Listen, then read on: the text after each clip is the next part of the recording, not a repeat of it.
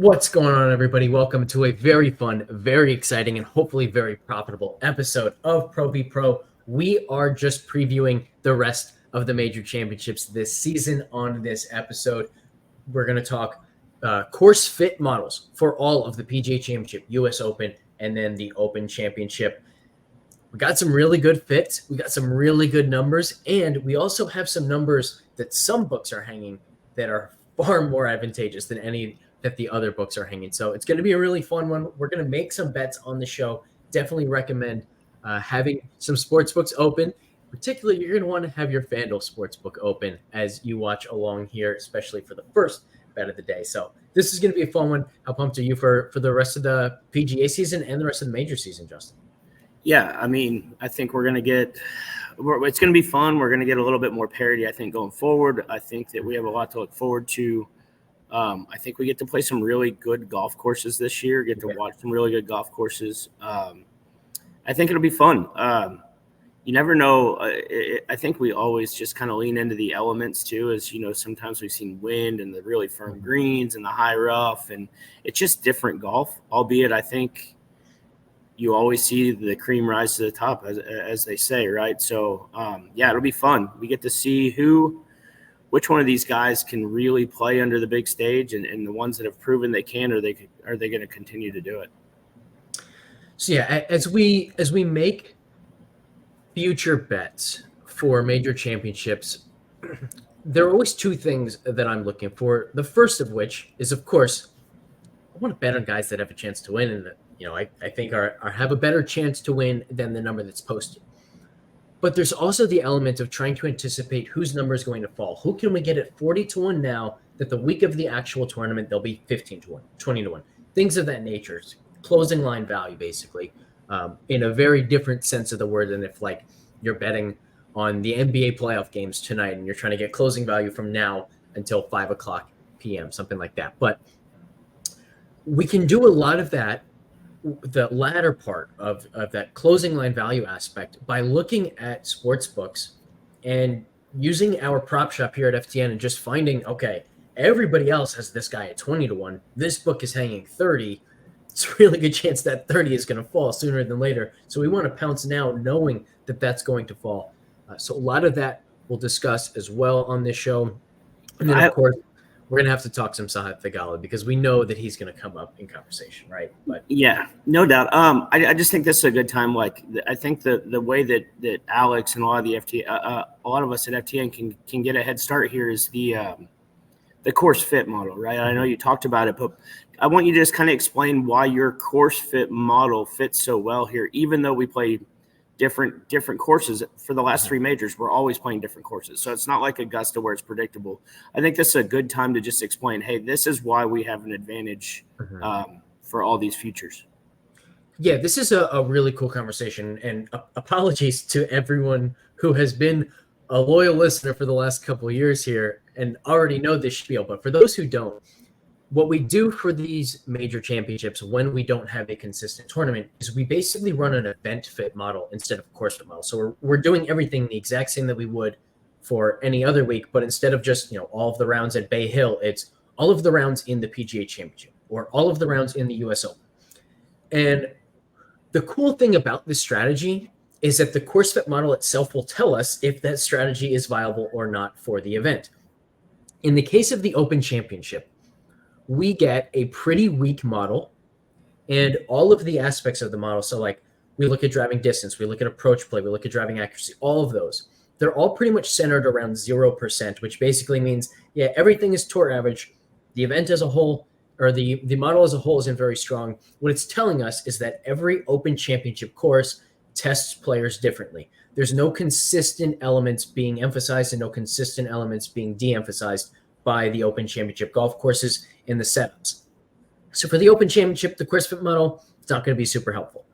For the PGA Championship and the US Open, the course fit models are really powerful, and they have certain aspects that stand out as being extremely predictive above or below the typical amount, which means that even though we're playing different courses each year, the setups and just the way the USGA or the PGA select the golf courses, tests players in a very specific, very similar way, year in and year out. So even though we're playing courses this year that we haven't played in the last 5 years, last 10 years, we still have a pretty damn good idea of how they're going to test the players. And consequently, we can get some really strong course fit just because we know that the courses are going to test players the same way the event has in the last 10 years. Yeah, and I think that a lot of that as a player too is the fact that when we play, we know what we're going to get at the U.S. Open, right? We're going to get high rough, firm greens. We know how the USGA is going to set it up. It's going to be hard. The PGA has kind of fallen into that same deal. I think the course fit over the last, maybe 4 or 5 years is probably a little bit stronger than previous because they kind of, I would say the PGA was more variable, but I think the U.S. Open, especially forever, is always known as let's see how hard we can make this place. Yeah, and actually that story bears out in the data as well for the PGA Championship, where the overall model tells a slightly different story than the last 3 years of that story tells. So let's jump right into exactly what the PGA Championship course fit model is telling us. Number one, it's telling us driving distance matters a ton. 90% more predictive than the standard week on tour is driving distance. Where there's a little bit of an inconsistency is approach play versus around the green play. As a whole, in the PGA Championship, approach play is at 22% above expectation. Around the green, 40% below expectation. Over the last 3 years, it's been more like 0%, 0%. They're basically both coming together. So approach play still mattering a ton, but maybe not above expectation because, as you said, they have started to set up these PGA Championships a little bit closer to the way they set up the U.S. Open, just trying to make it more difficult, another super stern test of golf. And so around the green has gone up a little bit, approach play has gone down a little bit, but overall, I still think we want both approach and around the green, just solid guys there. But distance is the far and away most important aspect for the PGA Championship, and putting and driving accuracy both pretty much right at tour average as well. So let's take a look at the odds board for the PGA Championship. You can actually see where we're going to start is to complete the Grand Slam for Scottie Scheffler, 40-1. What do you think of that number? I mean, could you imagine before the year started, they hung that number, everybody would be laughing at it.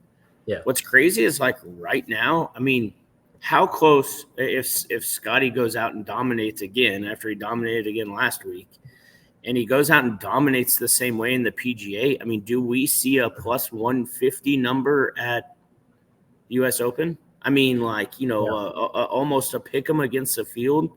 Mm-hmm. You got to think at some points the books are going to be like, all right, I've had enough of just getting hammered by Scottie Scheffler money, right? So that 40-1, all of a sudden you're going, man, is this better value? That being said, what we know about golf, it's absolutely outrageous to think he's going to win the Grand Slam. But hell, it wouldn't surprise me at this point. It's pretty incredible. But we also forget that guys like Dustin Johnson rolled off 5 in a row at one point in his career. David Duval was the longest player to hold the number 1 spot in the world for a long time and was super dominant. So we have seen runs like this, just not, I would call it not in the betting era. Right? We're in a different era now with technology and betting and what we can do online, DraftKings, all of it. So I think people see it more now than what remember the DJs. And I mean, go all the way back to Greg Norman had a great run. I mean, there's guys that we have seen this before. It just wasn't as recognized by what we call as the DFS community, right? The betting community. So it is remarkable what he's doing, especially the time and place of golf, but it has been done before, not just by Tiger Woods. Yeah, and to that point, I think this number is pretty fair if you assume that Scottie stays this dominant for the next 3-4 months, which is a really, really difficult thing to assume, not just because he's having a baby and we don't know how much is he going to be able to practice, what's his schedule going to look like compared to what it's been now, how is he going to be able to prep for all these tournaments in a way similar to the way he does now. Even beyond that, just as you just mentioned, so many guys have gone on dominant runs like this. The extremely difficult part is sustaining that. Scottie may be an exception in that case because tee to green, he has already sustained this level for the last like year and a half plus, where it's just the putter for him. And that's what has really turned around over the last month and a half or so and has led to all of these wins. So maybe a little bit more likely to sustain that for another 3-4 months than most would be in this type of run. But still, when you think of like the range of outcomes for him over the next 3-4 months, it's incredibly difficult to imagine a scenario where he actually starts to play better. It's a lot easier to imagine a scenario where he starts to play worse. And if he falls off even a little bit, this 40-1 number is absolutely absurd. Yeah, I got a question though. If let's say you had an asinine amount of money, would you back the no on that side, like laying whatever that would be, right? Like minus like 60-1, let's call it. Minus 6,000. Would you find value in backing that side of it? I think that I would, but the crazy part is there is no side being offered. Yeah. Right. And so that's always a scary part where maybe you could find on some books an option for the field, in which case then you get, it's like Scottie versus the field. Back in the old days, it was Tiger versus the field. And a lot of the time that was like even money on each side. But in this case, it's not even being offered here. So whenever you see just a total one-sided bet where you can't bet the opposite side, okay, they don't have any reason to make sure that this number that they're offering is fair for me. So this could be really bad. And that's always just, something to keep in mind whenever you're thinking about betting something and you don't know, like, how would I price this? It's difficult to price this for sure. But the fact that there's no option to bet the field or to bet, no, he doesn't win all 4 majors, tips you off to maybe this should be more like 60 or 80-1, something like that. But yeah. Anyway, let's jump into the first outright that we do like, the first future that we do like. Wyndham Clark, 36-1. We just talked about the course fit model. Driving distance matters a ton. Okay, he's one of the longest on tour. He's been probably the second best player in the world this season. Every aspect of his game is clicking. It's working. It's just been pretty much an awesome player all around. I also like the fact that whether this course really emphasizes approach play or around the green play, he's got it. He's really strong in both areas. We know he's a great putter. His driving accuracy has been great this year. He just checks every single box. And we also have the narrative that, hey, in these really difficult fields, the strongest fields, the elevated events, Wyndham has been there consistently. He's won. We just saw how incredibly explosive he can be. That finish at the Heritage was incredible from him. Even coming out in the really difficult conditions, and he stripes the 3-iron from like 220 to 25 feet, almost makes another birdie in that weather. Like there's no reason he should be 36-1. And to back that up using the prop shop at FTN, his second best number available right now for the PGA Championship, 25-1. So I hammered this 36, and I recommend everybody else do the same as well.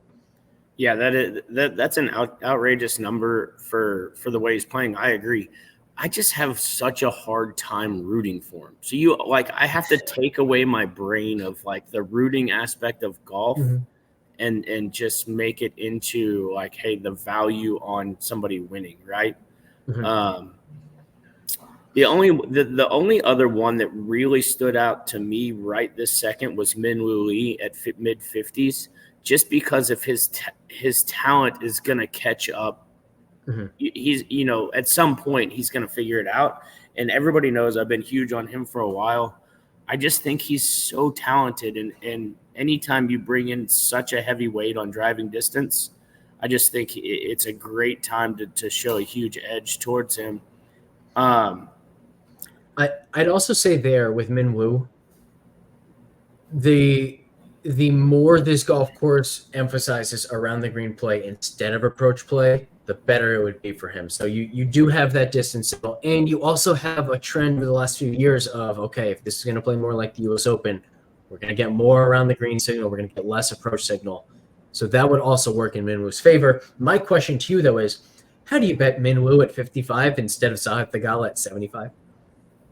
I mean, obviously that's a form thing. I still think that Min Woo is eventually going to have a better career than Theegala. I just think he has the ability to do things that Theegala doesn't. But as of right now, you're right. Like if we're speaking right now on April 24th, right? I agree 1,000,000% that Theegala is better value. I just think that if Min Woo figures it out over the next couple of weeks, all of a sudden you're going to see that number in the mid-30s. That's fair. That's fair. But I'd also say, like, Theegala has just been the most mispriced player throughout the entire season in my eyes. And I'm shocked that after his second place finish at the Heritage, these numbers haven't come crashing down. So I'm probably not going to take the 75 here on FanDuel. I think I'm going to take the 66 with an each way, either at Bet Rivers or Bet365 instead.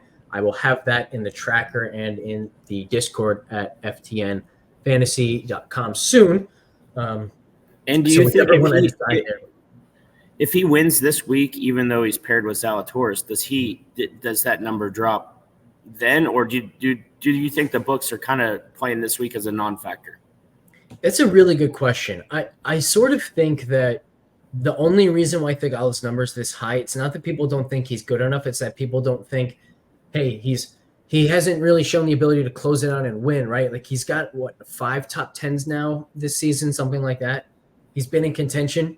He doesn't get the win. He's got 2 second place finishes. So I think this is basically a narrative that he can't get it done. And if he can't win typical tournaments, how's he going to close it out in a major championship? Does a partner victory with Zalatoris, another guy who has that kind of narrative around him, does that change it? If he wins the Zurich, do people now think that he's got what it takes to close it out on his own in a major championship? I don't know, but I've got to think that that's the only reason why he's at 75. So a win of any kind certainly has the capability of lowering the number immediately. Yeah, my point there, I think, is that if you like him, it needs to go in before this week because the number's not going to get higher. It's only going to get lower. Is where I was headed with that. Like, there's no point in which this number goes to 80 or 85. I 100% agree with that, and I'd also say you're not just incentivized to get these bets in, especially on a number like this for Theegala, just in case he does something really good at the Zurich or the following week or anything like that, but also because with every single week, these books might be re-examining and reshuffling the odds, and at some point they're going to look at that and say, okay, Theegala's been one of the maybe like 5 best players in the world this year. Why is he all the way down the board like this? I mean, at Heritage, I think he was 5th in our win odds, if I remember correctly. 5th in win odds. Here he is at 75 in a very similar field. It just shouldn't be the case. And he keeps doing it in the tournaments where we're seeing that, like, our model isn't just making up how good he's become. He really is this good. He's contending in these super strong fields. His driving so much improved. His approach play, he just gained over a stroke and a half per round with his approach play. Historically, that's not one of his super strengths. He's not just doing it with the putter. His around the green play is solid. Ball striking so much better than it's ever been in his previous career. So everything about Theegala, I just love it. The 75 number is great. Again, I will probably take 66 with an each way instead. What are your thoughts there? You like 66 in an each way, or do you like the pure outright at 75? I think you're just talking yourself right into what the public likes, right? He can't close. So I'm going to go ahead and capitalize on him being in contention and not winning. But I mean, the number's still pretty high. So I don't disagree. And it might be one of the ones where you maybe split your unit between the two. Would be my thought. I also so there's real quick. There's some of that, but there's also with the each way, it matters a little bit less what Scottie does, right? Like there's some element of this 75-1 that's just, you could be right. You could get Theegala playing really well again, and Scottie just does something that nobody else can touch, like he did at the Heritage. I mean, Theegala played phenomenally well for 4 days. Scottie played poorly on day 1, at least for 16 holes. He gave the field like a 7-stroke head start, and still won easily just because of how well he played the rest of the way. So it's almost like the each way is some Scottie insurance right now. Yeah, no doubt. I mean, 100%. The other thing we have to remember about these fields is you're going to have 30 club pros that like you might get one make the cut, right? I mean, I would say in general speaking, right, the majors tend to be weaker fields than any elevated event, just because you get these guys that, well, I guess not in an elevated event because it's the same guys. It's just the guys that you add in compared to the other events. But, the U.S. Open, you're going to get guys like me or you, for instance, that get in or because there will be stories of guys just like us that get in. They just find lightning in a bottle a couple of times. And then the same thing goes for the PGA with the club pros getting 30 guys or whatever. So, the 75 number there, you're basically competing against an elevated event field. Definitely true. I'm trying to find the PGA Championship points leaders right now because there's one other guy that I do think is worth discussing down here. So right on the edge of potentially being in, potentially not, is Keith Mitchell. Here he is at 190. This number is only 190 because the possibility exists that he won't even be in the event. And so, number one, I don't exactly know what the FanDuel policy is, but you should check with whatever book you're using. If you place a future on a guy who doesn't end up qualifying, does that count as a loss or does that bet get nullified? Not every sports book is guaranteed to treat that the same way. So when you're placing those bets, make sure you know that answer. Some of the time, it's not going to matter because we have the data. We can predict, like, okay, this guy has a chance to not be in it. He's priced like he's got a chance to not be in it, but he's 35th on the rankings list and the top 70 get in or something like that, right? And so you kind of know who's going to be in, who's not. In this case, Keith is pretty much up in the air. So the fact that driving distance matters so much does make me a little bit interested. I think I'll be a little bit more interested at the U.S. Open once we get to that course fit model and also once we see what those odds are. So I don't actually know that answer. We'll have to find that. But anybody else down here stand out to you? Not really. I mean, Horschel winning and then obviously figuring it out, 280 seems like a really big number. I mean, Denny McCarthy, a guy that can just fill it up with the putter any given week at 280. Like there's outside of that, like Davis Riley is another guy on this list, right? He's 420. He could win this week with Nick Hardy, and you're going to see a lower number. So if there's any way you're thinking about putting $1 on this guy, right, now would be the time to do it, because if he does win with Nick Hardy, it's going to probably be cut in half. That's just the way it's going to work. I definitely like this Horschel call. 9th at Cognizant, 12th at the Valspar, 7th at the Houston Open, and then a win at Corrales. Very clearly kind of being Billy Horschel again instead of whatever version of himself we saw over the last year plus. So I like that a bit. It's not one that I'm going to immediately make because I think, number one, we have some time there. I don't see that one falling as quickly as I could see, Horschel, or as quick as I could see Thigala falling, for example. But I will say FanDuel is well behind some of the others. So using the prop shot once again, the next best available, DraftKings 200 to 1. Here he's got this 280, and then also for the U.S. Open, he's 280. Next best available, DraftKings 150. So we maybe want to pull the trigger sooner than later on Horschel. Again, that will be in the Discord and in the bet tracker if we do make that decision. It's not what I'm prepared to make immediately, but I definitely like the call, and you're going to be hard-pressed to find a bigger discrepancy in odds than what we just pointed out here on FanDuel. Yeah, and, a lot of, as we go through this, we kind of talk about, in the back of our mind, also the one-and-done stuff. Mm-hmm. We kind of missed out. I think we could have ended up with Thigala this week and made some more headway. We definitely took a chance, and it didn't really pan out. Although, albeit there was a point where I thought we had made a really good decision, taking Siwoo. But, seeing these odds and these numbers, and given the guys that are playing really well, Oberg, et cetera, do you see a deviation in our plan from what we've talked about is playing all the live guys. So do you still see us playing Rahm, Koepka, in these majors? Yeah, it's a really good question. I think that I definitely want to see some type of form from them before we jump in. Less so maybe with Koepka, just because we've seen him do it in the past without form. But even remember last year, like before he won or before he contended in the Masters, he won on the Live Tour, and then we saw the form at the Masters. Then he wins a major. So even he has shown form in the past before actually getting that win. So it's tough. I think number one, we got to look at form, but then we also need to kind of look at, okay, who do we have available left? Do we have enough studs left where we can forego the live guy in a major championship, use Ludwig Oberg or someone like that, and then still be able to play really strong plays in the remaining events? So we're going to have to really sit down and kind of map that out a little bit more than we have to this point. But I do think if I had to guess right now, I would say that I will be of the opinion that we should just skip them if they're not showing form, take better plays that we know are going to be under-owned because everyone wants to use live guys in those events.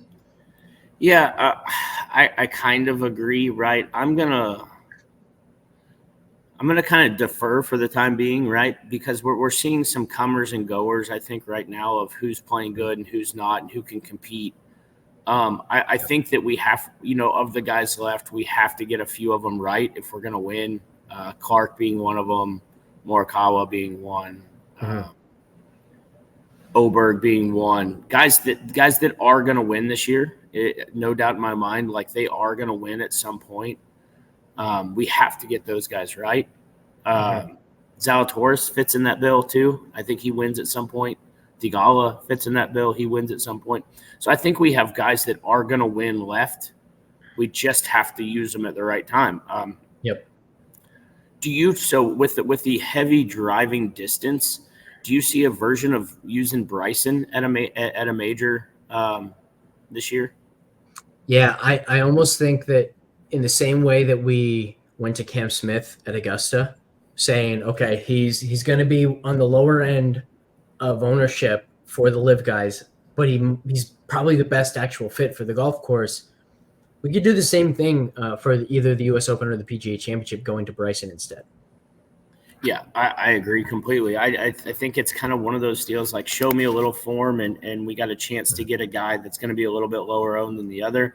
It's just hard for me to – in my opinion, we have to use Rahm somewhere. Like that's just bar none. He's a top 4 player in the world. Like we just have to get him right wherever we use him. Outside of that, like I'm not so in love with anybody else, if that makes sense. Mm-hmm. Yeah, I think with Rahm, it also makes sense. People are going to be itching to use him so much. I think he was 16% at the Masters. I assume he'll be more like 25 a piece, maybe even more like 30-some a piece in the PGA Championship and the U.S. Open. There's a chance that he ends up only like 10%, something like that, for the Open Championship, just because everybody has already used him at that point if they plan on using him at all. Obviously, he's not going to add up to anything close to 100% at the end of the day, at the end of the season, because there are going to be a lot of people who gave up 2 months ago and just haven't put in a pick. So it's not going to add up to 100%. But yeah, and I think that we've done a really good job to have a lot of guys that can win left, and also we took chances on guys to win that maybe. For instance, Rory, right? We took chances with him and it didn't pan out. I'm pretty happy with the way we've controlled it. And especially, I think it's played in our favor to see all these guys really improve that we have left, with the win equity. So I'm really looking forward to this. And sorry, that's a little off track from just the majors. But it kind of goes hand in hand of, are we getting to the point now where this young talent on the PGA Tour may be better than the Dustin Johnsons and the Brooks Koepkas and the, even than the Niemans. So anyway, just something to think about especially as you place these futures. I would expect to see the PGA Tour guys go down and the live guys go up. Course fit for the U.S. Open is one of the strongest models of the entire season. 111% boost in predictive value for driving distance, 30% for driving accuracy. So think about that. Even though distance matters 110% more than usual, accuracy still matters more than usual as well, a 30% boost, which in its own right is still a very large boost. So driving just incredibly important at the U.S. Open. Bryson might be our guy there.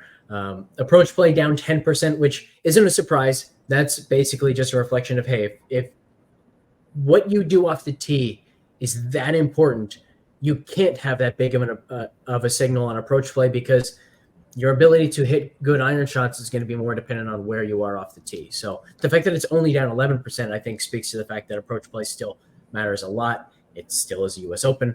60% boost for around the green play, 10% boost for putting, just across the board. These are huge numbers. We talked about it earlier, like this strategy of building the course fit model as an event fit.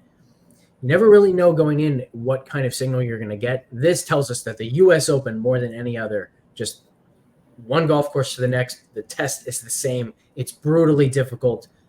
What you do off the tee is so incredibly important because if you don't drive it well, you're just putting yourself so far behind the 8 ball. And then you still get this massive signal around the green play, which I think is not just about your ability to make up for mistakes and recover when you're out of position around the greens, but also your ability to manage your misses and just game plan your way around the golf course.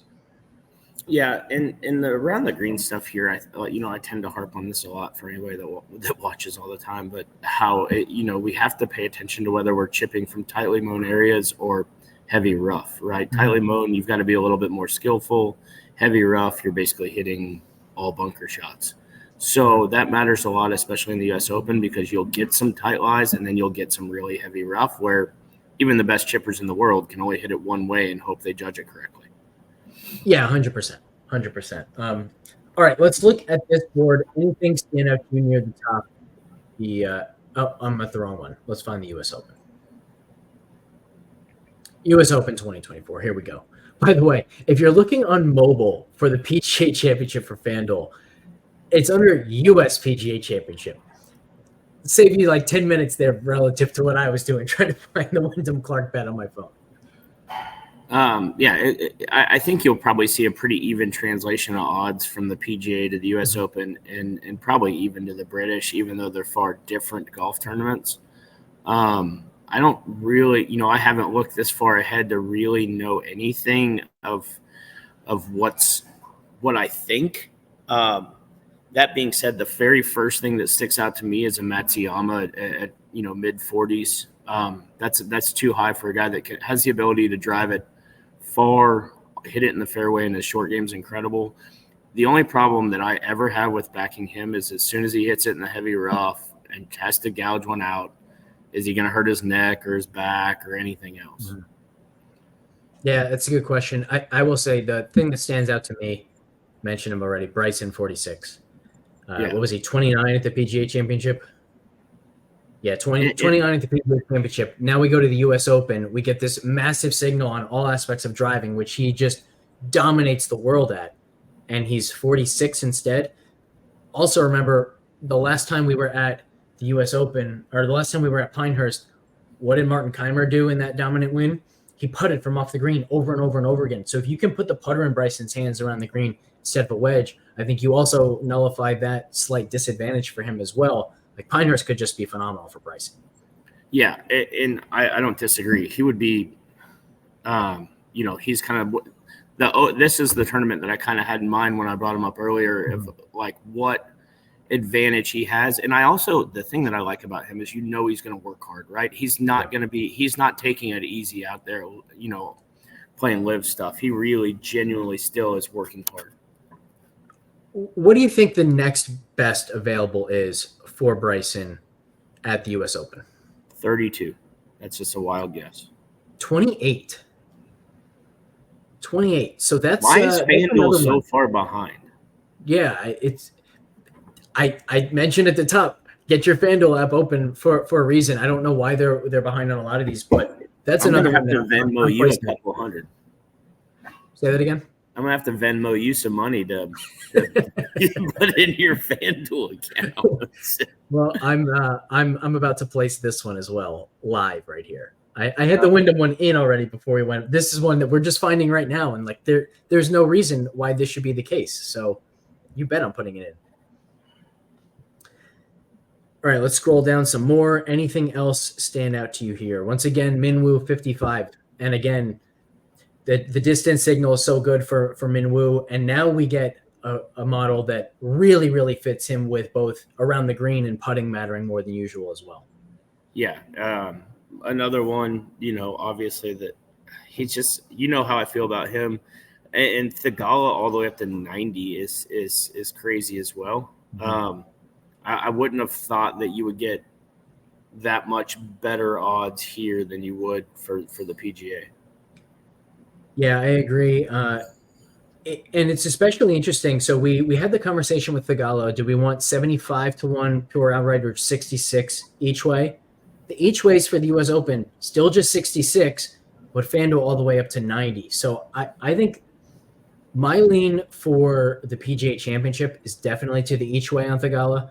It's a lot closer for the U.S. Open, whether to take the pure outright at 90 or the each way at 66. Here, I kind of start to think that you're right, where, look, if you're betting him, you're already assuming he can win the thing. Take that huge advantage in odds and just go with the pure outright. And look, if he finishes second, chances are I'm going to use him on DraftKings as well, so I'll still be happy with it.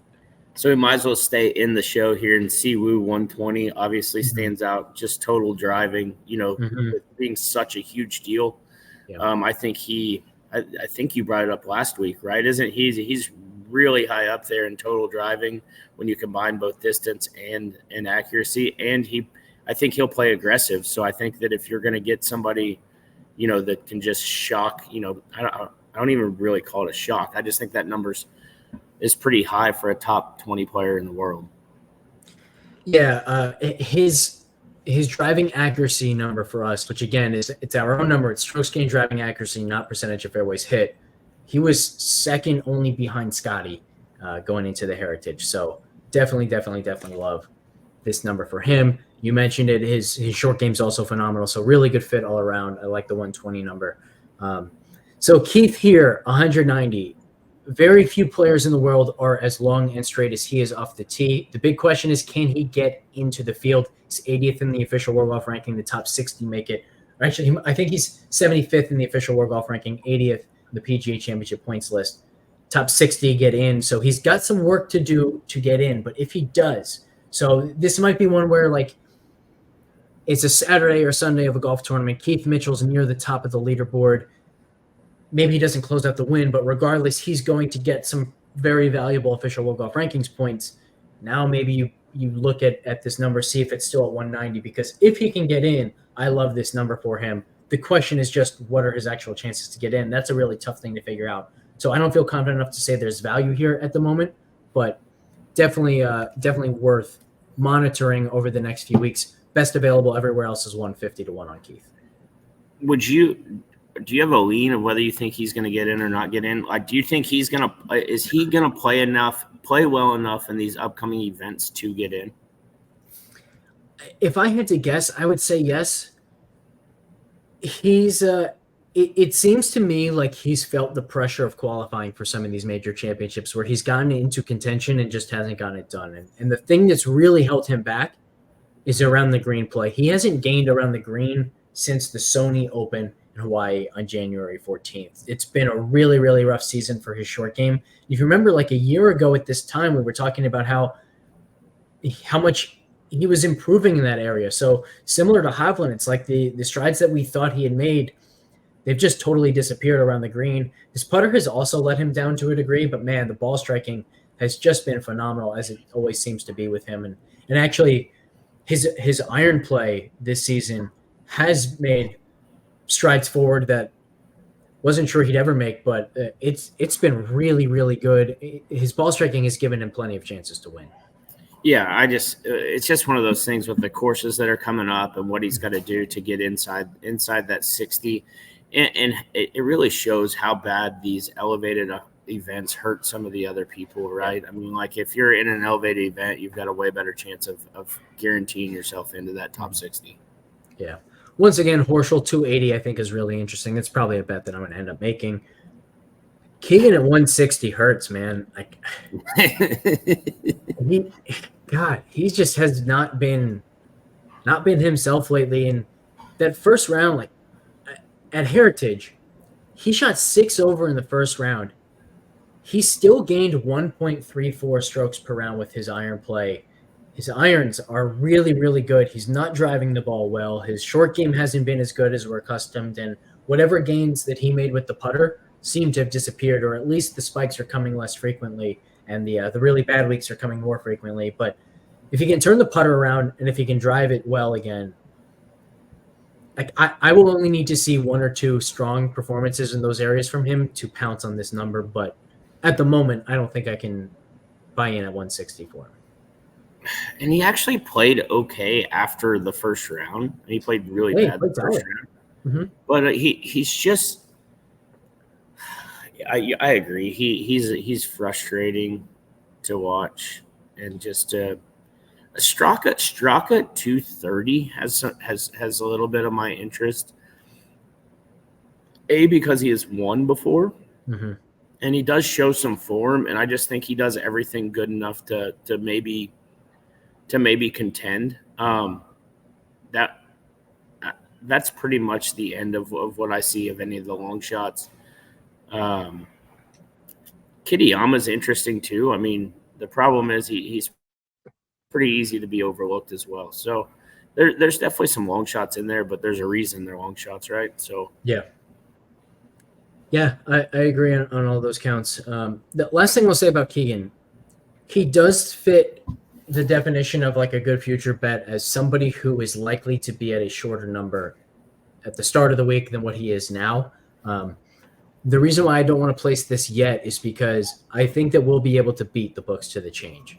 Like we're only going to need to see a strong round 1 in a week where, okay, he's making all his 12 footers. He's making all his 8 footers. He's consistently driving the ball well. Maybe he's not even near the top of the leaderboard because it's just that he's driving it well and putting well. His irons or his around the green play aren't that strong yet in that week. For me to say, okay, I now feel really good that he's going to refine his game before these major championships, in which case I might go bet all 3 of them, PGA Championship, US Open, Open Championship all at once. But because I think we can beat them to the change, I'm going to hold off for now, but definitely somebody that now that he's gotten this high and we know what ceiling he has, he won the Travelers Championship last year going away from a really, really strong field. So he also knows how to compete, right? He has that fiery competition that you look for in a guy that can win a major. Yeah. So I think I think that's the greatest attribute he has.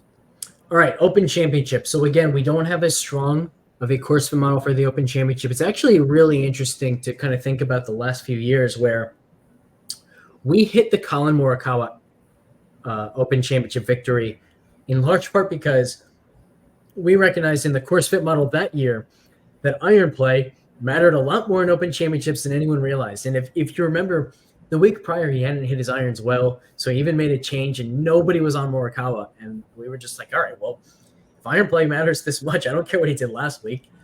His irons are probably going to be good. This week he goes out, he wins the thing.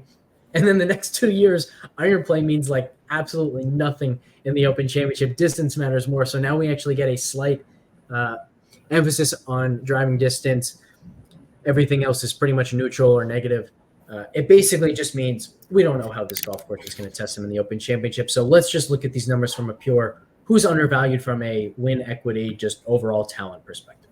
And I don't know if he's there yet because I think it's going to keep going up. But the first one that would be interested would be Spieth.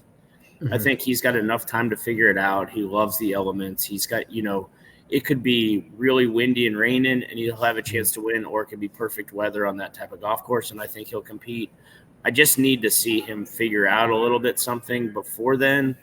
And then and I also think there's a good chance that number ends up in the mid-30s. Yeah, I like that. I'd also say Wyndham, 41. He should never be in the 40s. Yeah, not right now, for sure. Yeah. I want to see Thigala was at 80. Where's he? Yeah, he's 80. Interesting. One of the only times that FanDuel is behind the 8 ball. So 80 on FanDuel and then 100 to 1 at BetMGM, DraftKings, BetRivers. I can't see Bet365 right now on the prop shop, but there's at least one 100 to 1 each way available. That is a bet that I will be making immediately.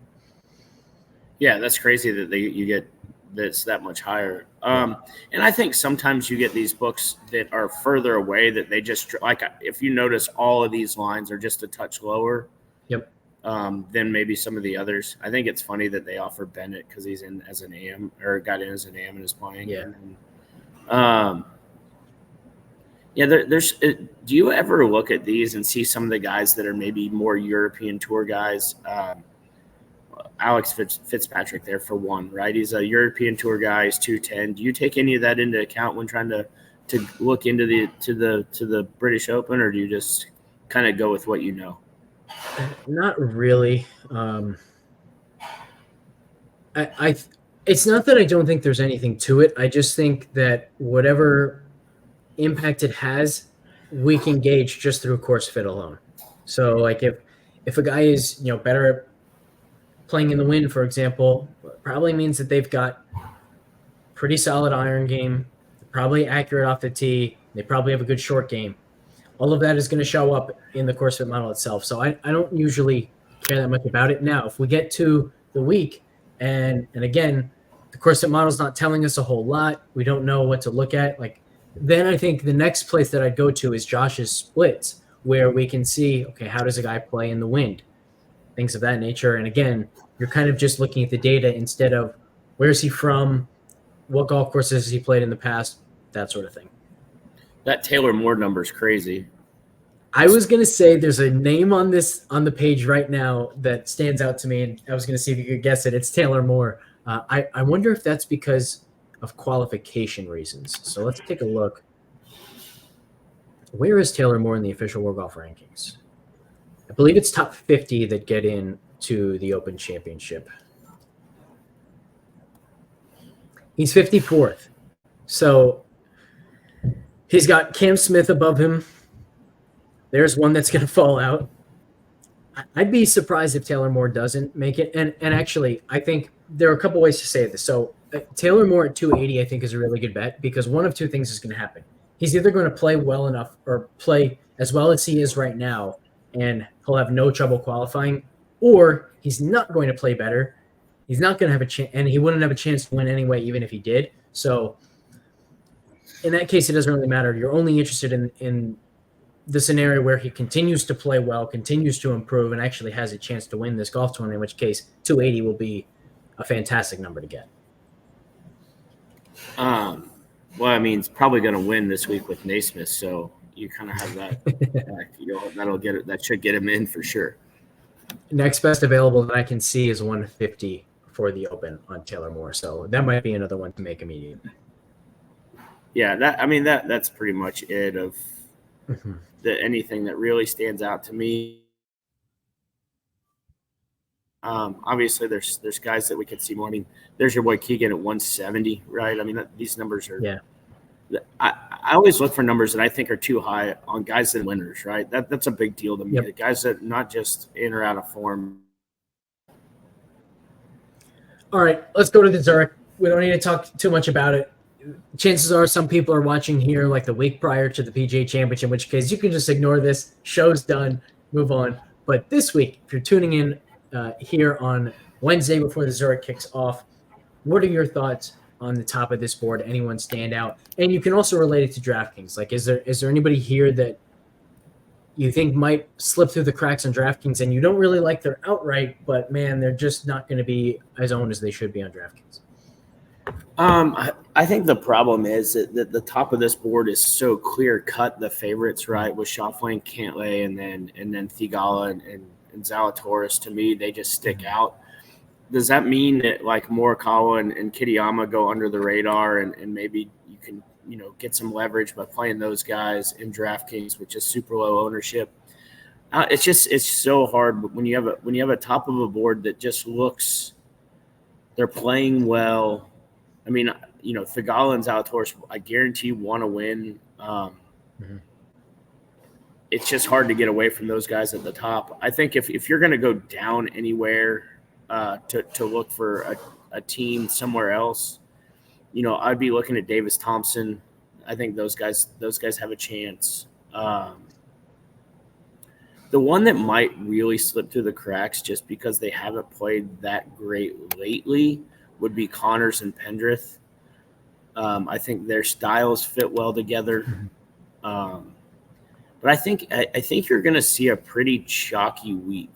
I think everybody's going to go down to the Cootie brothers as far as the really cheap one at like 6,600. I kind of liked the format. I like that they do this. I like that you see random teams, right? You see guys that are, which guy's going to play better? Is it going to be, is one guy going to, the one that sticks out to me, right, is Toasty and Potter. How does that team, you got one guy that's playing really good in form. You've got another guy that's played one event all year. How do you end up with that team? I have no idea what the answer to that question is. I'd also say it's one of the only events where I would consider motivation. Like, we know that this team right here, Keith and Damon, they're going to be going all out, to get these major exemptions and all that. And so there's a little bit of that, but I don't care a ton about that kind of angle. I care more about thinking about how the two players' games complement one another. And here's a question for you. Do you care more about how they complement one another in alternate shot format or in the best ball format? So we always talk about leverage, right? So all your leverage is going to be in alternate shot because, you're going to get teams that can shoot over par, and then you're going to get teams that can shoot 4, 5, 6 under. So you can make up a lot more ground. I think everybody, generally speaking, plays pretty good in the best ball. So I'm looking to how they handle each other and how they play well in the alternate shot. The other one that's interesting here to me is Rory and Shane Lowry. Of what are they? What's their motivation?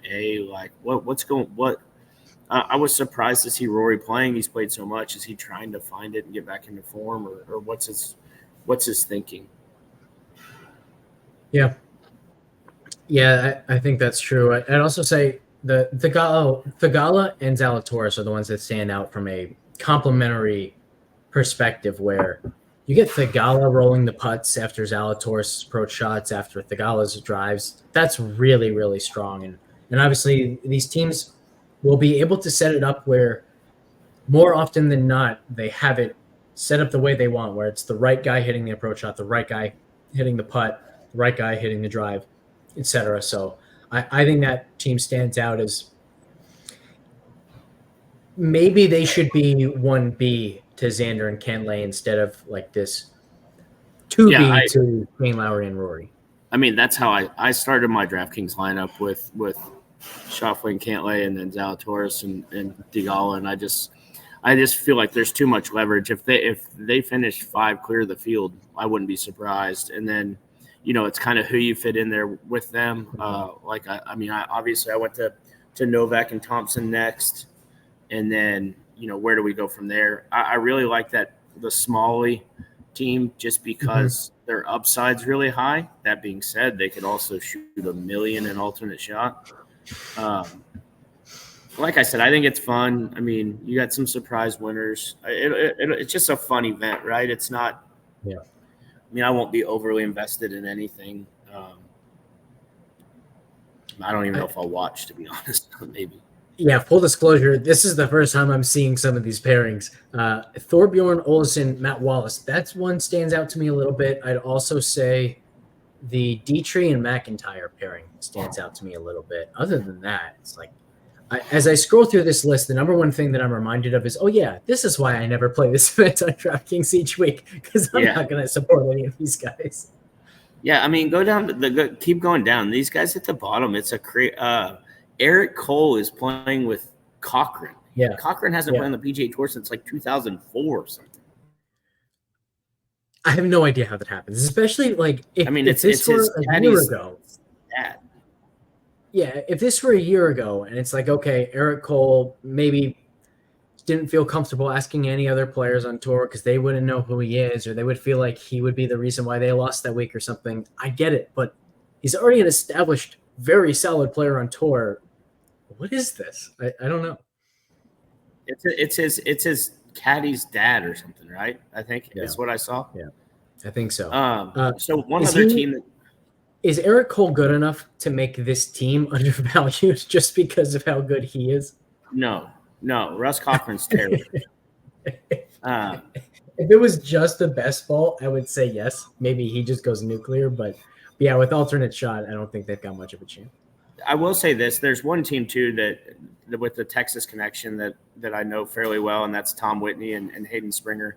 I think they're going to be highly motivated to really help their moneyless spot here. Mm-hmm. If you want a good, cheap option of guys that you know you're going to get maximum effort and also are going to be good teammates, they're both really, really good people.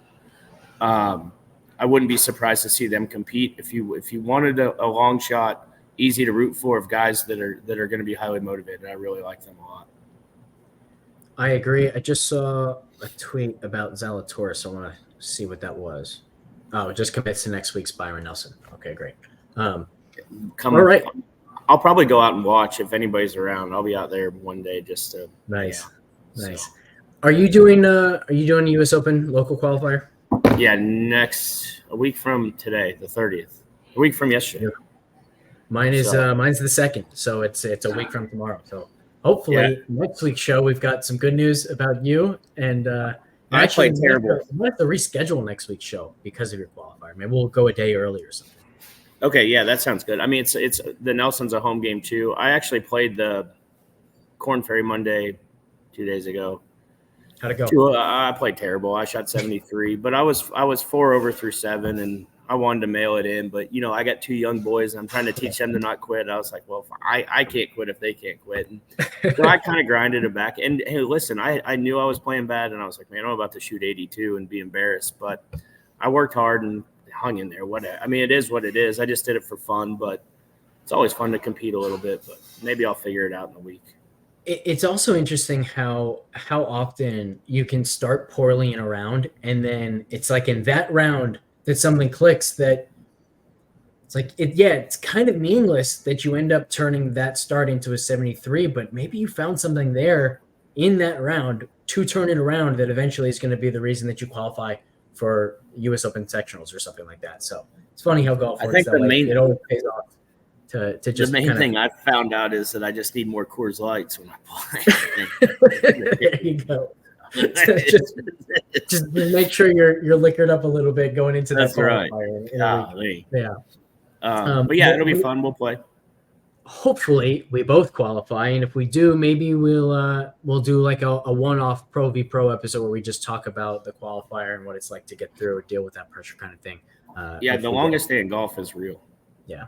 So in fact, as you guys watch this, if you want that type of a show, maybe it would only be a 10, 15-minute show, whatever, let us know. If you want just a segment on that in the next Pro v Pro episode, let us know. So give us feedback on that. Tell us what you'd like to see. And if you've been somebody who's been watching Pro v Pro for a while now and you're tempted to sign up for FTN, but hey, you know what, that subscription, it used to be $70 a month. That can be pretty hefty. Well, guess what? You can now get VIP access for just $300 a year. That gets you fantasy access. It gets you DFS access, which also includes the pick'em games now, and it gives you the bets access. That's $25 a month. So take advantage of that. We don't know how long this pricing is going to last for, but for now, you can get all of that at once, $25 a month with the annual VIP subscription. So go check that out, ftnfantasy.com. We will see you in the Discord. And reminder, we've already got the Wyndham Clark outright in there. We've already got the Bryson DeChambeau